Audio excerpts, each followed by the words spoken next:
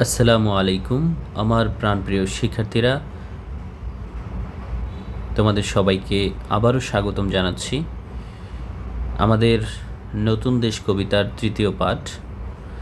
প্রিয় শিক্ষার্থীরা, আমি মনে প্রাণে বিশ্বাস করি তোমরা নতুন দেশ কবিতার যে দুটো ভিডিও আমি আপলোড করেছি সেই ভিডিও দুইটি খুব মনোযোগ সহকারে দেখেছো এবং বোঝার চেষ্টা করেছো। আমি দ্বিতীয় পর্বে বলেছিলাম যে পরবর্তী পর্বে আমরা সৃজনশীল বিষয় নিয়ে আলোচনা করব। প্রিয় শিক্ষার্থীরা, এতদিনে তোমরা বুঝে ফেলেছ যে একটি অধ্যায়ের সৃজনশীল কাঠামোটি তৈরি হয় এর মূল আলোচ্য বিষয়কে কেন্দ্র করে। আমরা একটু যদি পেছনের দিকে যাই তাহলে দেখতে পারবো যে নতুন দেশ কবিতার আলোচ্য বিষয়গুলো কি কি ছিল। নতুন দেশ কবিতার আলোচ্য বিষয় ছিল গ্রাম বাংলার নদীর ঘাটের সাধারণ চিত্র, মনের মধ্যে শিশুসুলভ প্রশ্ন, শিশু মনের কৌতূহল, মনের গোপন ইচ্ছা, প্রাকৃতিক সৌন্দর্যের দৃশ্য ও বৈচিত্র্য, শিশু মনের আক্ষেপ। এবং এই পুরো কবিতাটা জুড়ে যে বিষয়টি আলোচিত হয়েছে সেটা হচ্ছে নতুনকে জানার আগ্রহ, কল্পনা শক্তি, অনুসন্ধিচ্ছা অর্থাৎ কোথায় কি আছে না আছে সেটা খোঁজার যে ইচ্ছা সেটা। তো এই কবিতার আলোকে যখন আমরা সৃজনশীল আলোচনা করব সেটা কিভাবে করব আমরা একটু দেখি। এই কবিতার সৃজনশীলটা যদি একটু খেয়াল করি, দেখো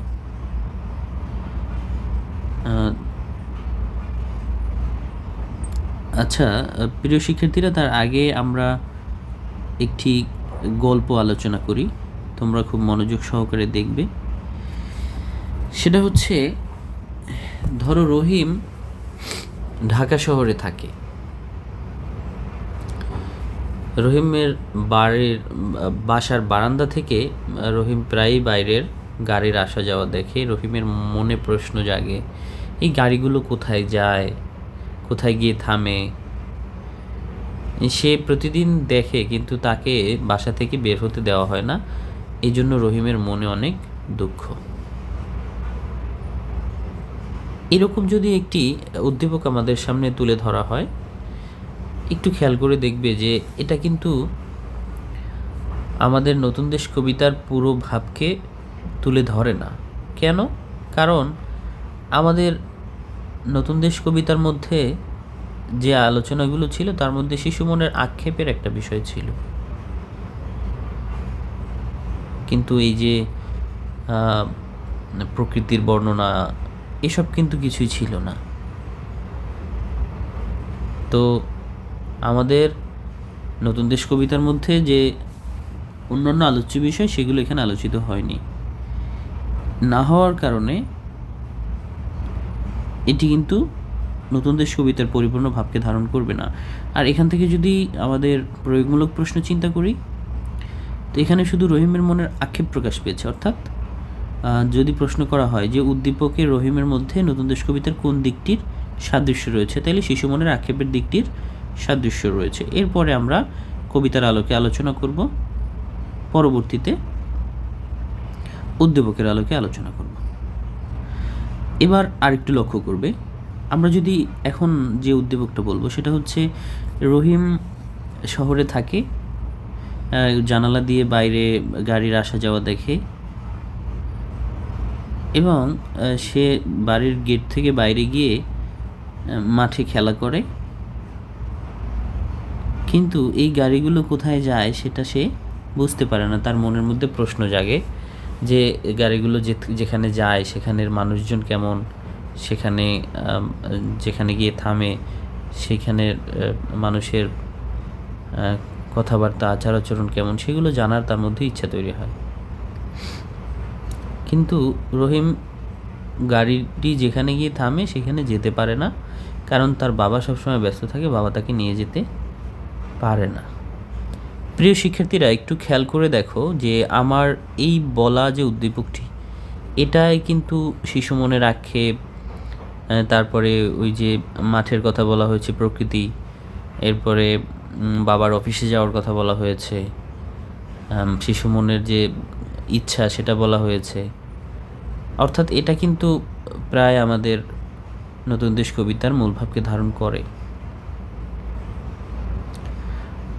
এবং এই সৃজনশীলের মধ্যে আমাদের যদি প্রয়োগমূলক প্রশ্নের আলোচনা করতে যাই, তখন আমরা দেখতে পারবো যে এরকম যদি প্রশ্ন করা হয় যে উদ্দীপকের রহিমের মধ্যে নতুন দেশ কবিতার সাদৃশ্যপূর্ণ দিকগুলো আলোচনা করো, দিকগুলো ব্যাখ্যা করো, তখন আমরা বলতে পারবো যে এখানে শিশু মনের কৌতূহল, আক্ষেপ এবং শিশুসুলভ প্রশ্নের সাদৃশ্য রয়েছে। এটা বলে তারপরে আমরা কবিতার আলোচনা করব, কবিতায় কীভাবে এগুলো আছে, এবং পরবর্তীতে আমরা উদ্দীপকের আলোচনা করব। এভাবে আমরা উত্তরটি করতে পারি। তো আমরা আবার যদি এরকম করি যে রহিম ঢাকা শহরে থাকে এবং বাইরে জানালা দিয়ে সে গাড়ির আসা যাওয়া দেখে, সে তার বাবাকে বলে যে বাবা, আমি গাড়িগুলো কোথায় যায় সেটা দেখতে চাই, আমি তোমার সাথে ঘুরতে যেতে চাই। বাবা তাকে ছুটির দিনে ঘুরতে নিয়ে যায় এবং সে গিয়ে এই মানুষের বিভিন্ন ধরনের মানুষ দেখতে পায় এবং নতুন জায়গায় সে মন ভরে ঘোরে। এরকম যদি একটা উদ্দীপক হয়, সেই উদ্দীপকটি কিন্তু আমাদের উদ্দীপকের সাথে নতুন দেশ কবিতার সাদৃশ্যপূর্ণ দিক কোনটি? আমরা কি সাদৃশ্য খুঁজে পাচ্ছি? শুধু একটা সাদৃশ্য আছে, এই যে নতুন কিছু জানার যে ইচ্ছা, শিশুটির মনের যে প্রশ্ন, সেই প্রশ্নের উত্তর পাওয়ার যে দিকটি, এইটির মিল রয়েছে, অন্যান্য দিকগুলোর মিল নেই। কিন্তু এই উদ্দীপকটির আলোকে আমি যে মাত্র যে গল্পটা বললাম, সেটা একটা উদ্দীপক হলে সেই আলোকে যদি একটি উচ্চতর দক্ষতামূলক প্রশ্ন হয় এরকম যে উদ্দীপকটি নতুন দেশ কবিতার শিশুটির আকাঙ্ক্ষার পরিণত রূপ, একটু খেয়াল করবে, অথবা উদ্দীপকটিতে নতুন দেশ কবিতার মূল ভাবের বাস্তবায়ন ঘটেছে, আলোচনা করো। মূল ভাবের বাস্তবায়ন কীভাবে ঘটেছে? পুরো কবিতাটাই ছিল যে শিশুদেরকে ঘরে আটকে রাখা যাবে না, তাদেরকে নতুন কিছু দেখতে দিতে হবে। শিশু মনের যে আক্ষেপ, সেই আক্ষেপটা পরিপূর্ণ হয়েছে আমাদের উদ্দীপকে। তাহলে এই যে আক্ষেপের পরিপূর্ণতা, এটাই হচ্ছে বাস্তবায়ন হয়েছে এখানে। এটা বলে আমরা আমাদের কবিতার আলোচনা লিখব, আমাদের উদ্দীপকের আলোচনা লিখব, এবং সর্বশেষ আমরা নিজের মতামতটা দিব। প্রিয় শিক্ষার্থীরা, একটি অধ্যায়ের, সেটা গল্প কবিতা হতে পারে, আমাদের যে কোনো বিষয়ের, যে কোনো সাবজেক্টেরই হতে পারে, আমাদেরকে সবার আগে মূল বিষয়টি বুঝতে হবে, মূল ভাবটি বুঝতে হবে। কবিতা বা গল্পের শিক্ষণীয় বিষয়টা কি বোঝাতে চাচ্ছে, সেই বিষয়গুলো আমাদেরকে আয়ত্ত করতে হবে। তাহলে আমরা সেই গল্প বা কবিতার বা সেই অধ্যায়ের সৃজনশীলগুলো খুব ভালোভাবে বুঝতে পারব।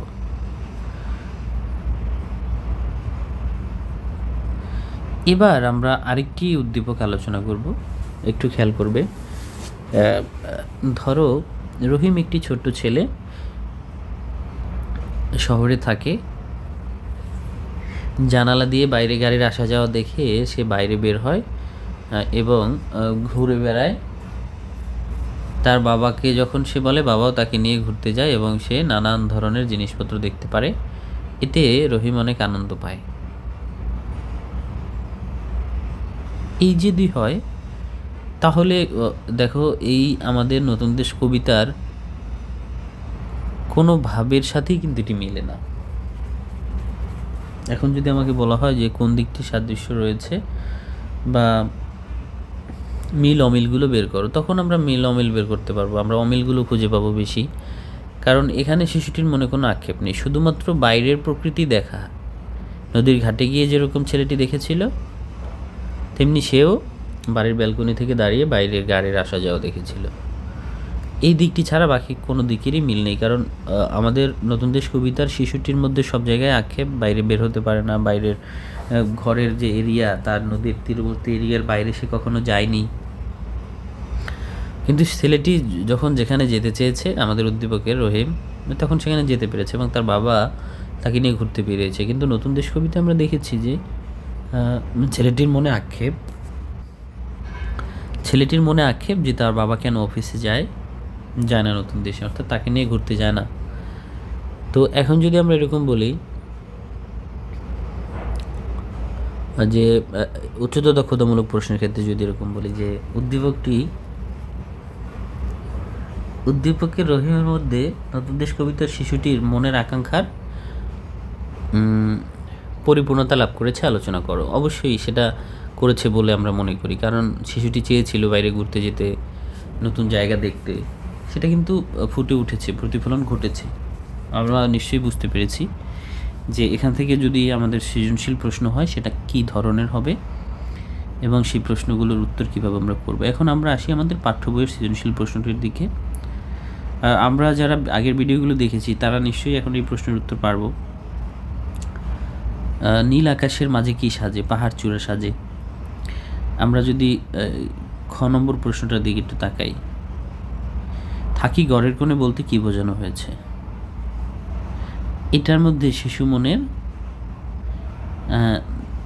দুঃখ কষ্ট বোঝানো হয়েছে। কিভাবে আমরা একটু দেখি।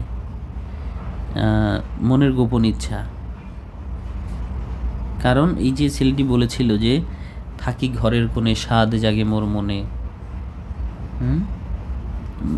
এটা দ্বারা শিশু মনের গোপন ইচ্ছাকে নির্দেশ করা হয়েছে, বা শিশুটিকে ঘরের বাইরে বের হতে না দেওয়া, অর্থাৎ শিশুটিকে ঘরে আটকে রাখার বিষয়টি বোঝানো হয়েছে, অথবা নিজের সীমানার বাইরে কিছু না জানার বিষয়টিকে বোঝানো হয়েছে।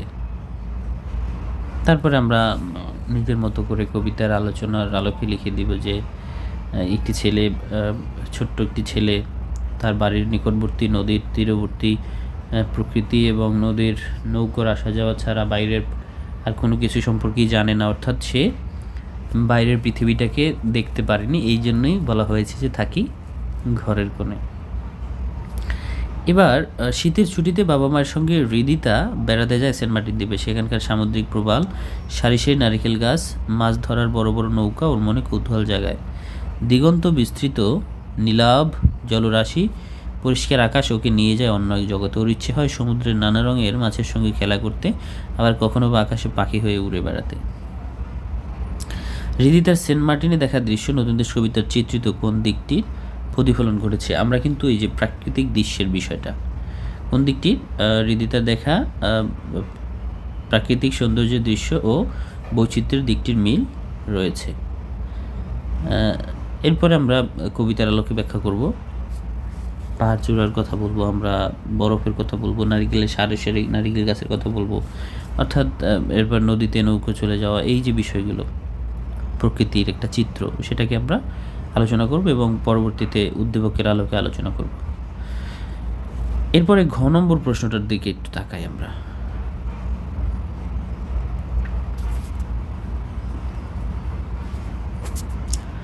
ঘ নম্বর প্রশ্ন, উদ্দীপকটি যেন নতুন দেশ কবিতার মূল ভাবকে ধারণ করে আছে।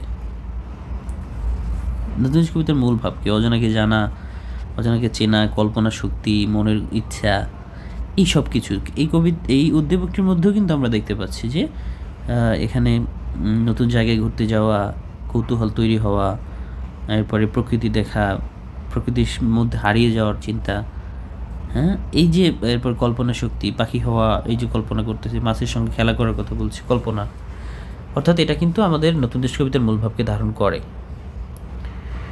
আমরা লিখব যে উদ্দীপকটি যেন নতুন দেশ কবিতার মূল ভাবকে ধারণ করে আছে। উক্তিটি যথার্থ নিচে আলোচনা করা হলো। অথবা আমরা বলতে পারি এভাবে যে উদ্দীপকটি নতুন দেশ কবিতার মূল ভাবকে ধারণ করে আছে বলে মনে করি, নিচে উক্তিটির যথার্থতা মূল্যায়ন করা হলো। তারপর আমরা কবিতার আলোকে আলোচনা করব, উদ্দীপকের আলোকে আলোচনা করব, শেষে আমরা নিজের মতামতটা দেব। এরকম 4টি প্যারায় আমাদের উত্তরটা লিখতে হবে। আমরা মনে হয় আমার শিক্ষার্থীরা সেই উত্তরটির ধরনটা বুঝতে পেরেছে। আমি আলোচনা করার চেষ্টা করেছি যেভাবে আলোচনা করলে তুমি এখান থেকে যে কোনো ধরনের উদ্দীপক আসলে সেই উদ্দীপক থেকে প্রশ্নটি ধরতে পারো। তোমরা সবাই মনোযোগ সহকারে ভিডিওটি দেখবে। আমার বিশ্বাস এখান থেকে সৃজনশীল এলে তোমার আর কোনো সমস্যা থাকবে না। সবার জন্য শুভকামনা। সবাই খুব ভালো করে পড়াশোনা করবে। আল্লাহ হাফেজ।